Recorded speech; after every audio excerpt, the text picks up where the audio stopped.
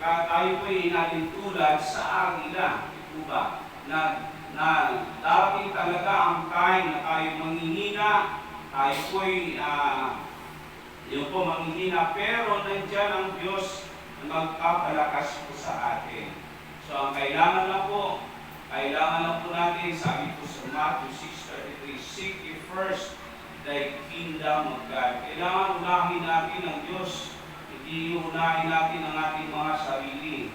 Dapat unahin talaga palagi ang Diyos, ang Panginoon, para kung anong kailangan natin sa buhay, ibibigay niya. Kasi may ano po yun eh, may condition po doon eh, kung kapag inuna mo ang Diyos, ay susunod yung pangailangan mo sa buhay. Susunod yun sa iyo. O ba? Kailangan lang po natin willing to seek ye first the kingdom of God. Unahin natin ang Diyos. Wala tayong magagawa pag walang Diyos sa ating buhay. Wala tayong magagawa. Alam nyo kung walang Diyos sa ating buhay, nangyayari sa atin, nandun ang depression, nandun ang stressful. Pero dahil nandyan ang Diyos, hindi natin nararanasan ang mga ganung bagay. Bakit? Kasi nandyan ang Diyos na nagpapalakas sa atin. Andyan ang Diyos na umiibig sa atin. Andyan ang Diyos na kumakalinga sa atin. O ba? Lagi niyo tatandaan na ang Diyos ay lagi po nandyan. Nandyan ang Panginoon palagi.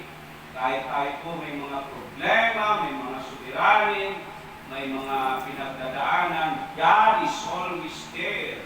Ang kulang lang sa atin, para tayo nagmumukmuk tayo palagi.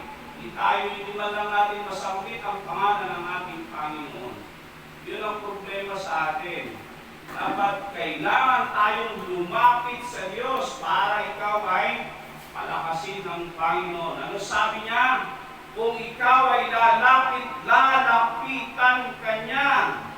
Sabi ng kanta, kailangan i-acknowledge natin ang Panginoon.